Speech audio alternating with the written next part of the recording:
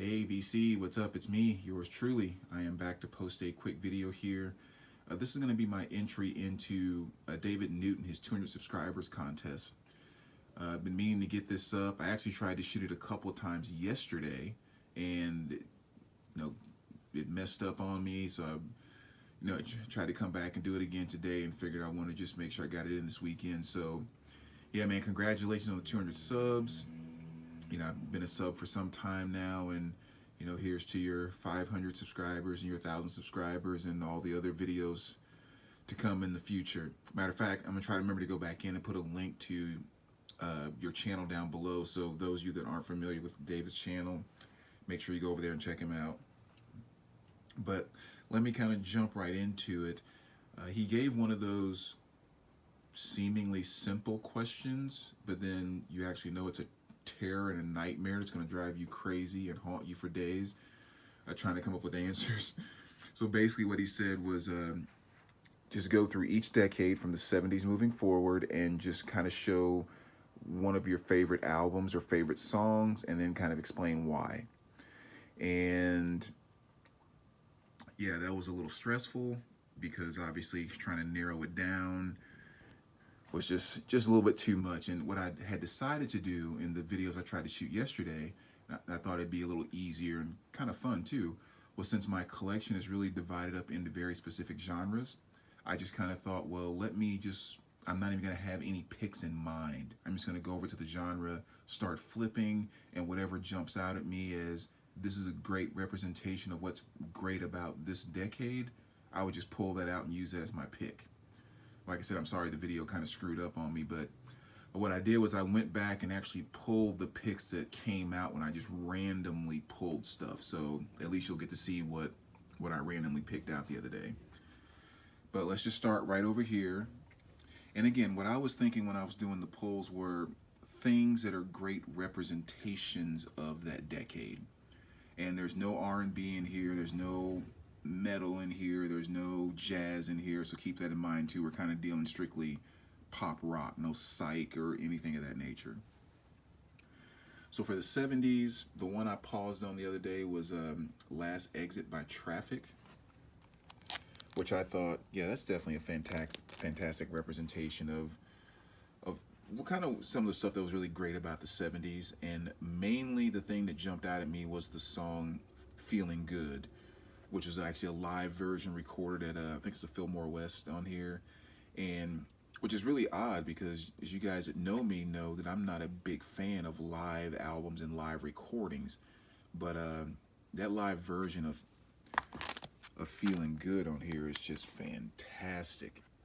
And it's just so awesome in terms, again, representing the 70s, because you have those soft parts in the song where you really get that soft Steve Winwood type of vocal delivery, which I think really played well to what the singer-songwriter thing was about in the 70s. But then you also have that, those heavy moments in the song, including like the really heavy organ.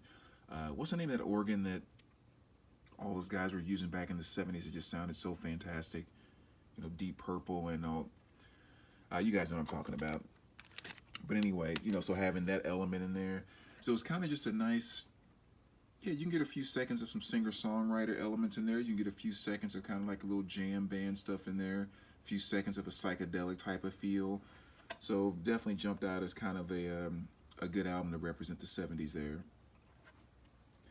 So then going on to the 80s, I decided to use, and this was actually one that I pretty much decided before I even went digging through even though I still was digging, I just didn't find anything that would take this out.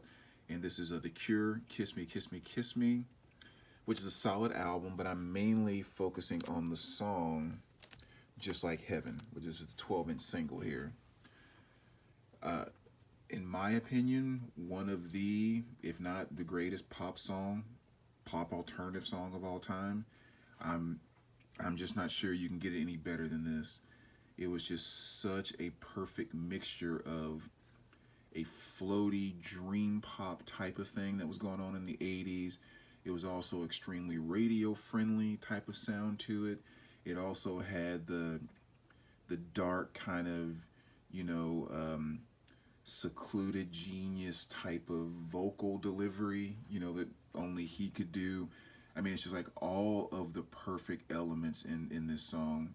It's the kind of song you can listen to if you're depressed. It can talk to you, you know, but also if you're completely happy and in love, head over heels, it can talk to you there too. I mean, it's just perfect emotions wrapped up in that song. So, like I said, again, in my opinion, one of the greatest, if not the greatest, pop song like ever. So that has to rep the '80s there. So moving on to the '90s, a lot of good picks there, but I decided to go with Smashing Pumpkins. And this is Sesame Dream, which again is a great album, but I mainly picked it for the song Disarm. And I could have easily went to Melancholy as well, because there's a bunch of songs I could pick off of there too. But I really like Disarm just because it really does capture, again, a lot of the great stuff from the '90s. And I think Smashing Pumpkins are a good representation because they crossed a lot more lines than other bands. You know, you had your Audio Slaves, your Soundgardens, you had your more poppy stuff, and a lot of bands that did cool things. But I think there were very few like the Smashing Pumpkins that could give you a kind of a throaty type of vocal delivery. I mean, they could go, you know, guitar wise as heavy as anything, but they could also just bring in that same song, by the way, like the most beautiful strings and just almost like this classical element, and just the way they mixed all that stuff together. And Disarm, again, is just one of the perfect songs that represents that. Especially the very end when the strings come in and his screeching, crying, and the vocals, and it's like, how do you even think to put that stuff together? And it's just freaking beautiful. So that's going to be my representation in the '90s. If I had to pull an album overall, I would probably have to go with Melancholy and Infinite Sadness. I mean, that album is just so perfect. So anyway, let's move right along. Go into the 2000s. Actually, you see on the wall here, and you guys always know I've shown a bunch of videos and talked about how every week or two I'll change out the albums that are up here, and I'm always putting albums up based on a category that I decide to do that day. Like last time, I think I showed you it was Best Jerry Curls on an album, Best Jerry Curls and Froze on an album cover. So about a week and a half ago, I changed this one over to albums that I felt saved music. At least I thought that at the time. You know, I thought they were either something very new, unique, and fresh, or really kind of getting back to the roots of something. So that was kind of my picks to go up on this wall. As you can see, some of those I'm sure you guys can really kind of understand with Guns N' Roses and Pearl Jam at the time, of course, except with this Blood of Nations kind of taking it back to good old-fashioned metal, in my opinion. Black Crowes, I mean, yeah. Mira Grossman, I mean, this is kind of a fairly new album, last year or two, and yet brings back so many elements of John Coltrane. That was definitely one that really sparked the jazz love again. But this is the one that I picked for the 2000s, which is Cosmic Egg by Wolfmother. Another really just solid hard rock album. I had never heard of Wolfmother before, and I was in a store one day, and this was playing, and I cannot remember which song it was. Is it White?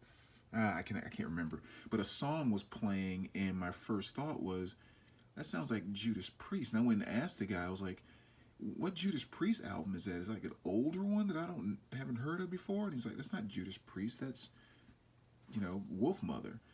And I was like, oh, I got to check these dudes out. And just kind of dove into it. And yeah, just a solid hard rock album. And I remember I so fell in love with this when it first came out. And then when I bought it and took it home, was listening to it, and the song 10,000 Feet came on. And I was like, ooh, just good in your face hard rock is back. I mean, 10,000 Feet is just a a slow chugging G string plugging. I mean, just simple, to the point, heavy, deep, thick. It's just fantastic. So this was such a great album at that time because, like I said, there was elements of it where you got, you know, some early Judas Priest type of sound, and then there were some other elements where you're like, oh, that's very Zeppelin-like, and just kind of a little bit of everything. So fantastic album. Great heart. If you have not heard that, make sure you freaking check that out. Wolfmother's Cosmic Egg. And to me, it sounds so much different than their other stuff. I just really like that album.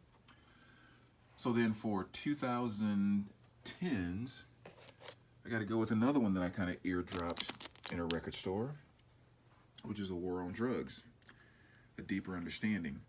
An album that I had, or just a group in general, I had ignored for so long. And eardropped this one day in the store, and I was like, man, that is amazing stuff. And I think I actually said this when I did a video, one of my VC videos when I first got this album. And I was just like, you know, it's just so nice to see someone actually getting back to just making music. I mean, just like, of course, everything is subjective, but like in my opinion, just like getting back to making true music. And this album just has it from front to back.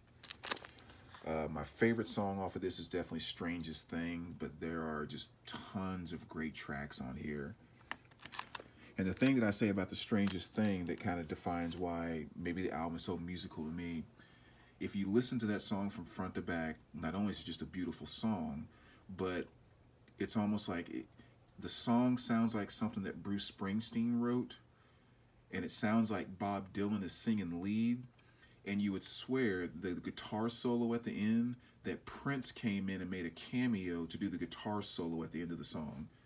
I mean, just like all those type of flavors are just seeping out of the album. And like I said, with that one song alone, when you start mentioning hints of Springsteen, Bob Dylan, Prince, you know some serious songwriting is taking place. So, I mean, I cannot speak highly enough of this album. There are other albums that are really good too, but this one right here really takes the cake, without question. And again, the first song I'd recommend checking out is A Deeper Understanding. I'm sorry, not Deeper Understanding, Strangest Things. So that's the 2015s. All right, then there was one bonus question, which was with Valentine's Day coming up, to share like one of your favorite love songs and maybe one of your favorite not so love songs. I guess like maybe heartache songs, you might say. So, yeah, the two that I picked for that, I'll start off with love songs.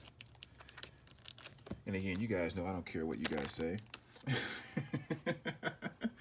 I'm going with my boy Michael Bolton. And I just showed this in a video. I just got this a couple weeks ago, actually. It wasn't too long ago. But off of Michael Bolton Gold.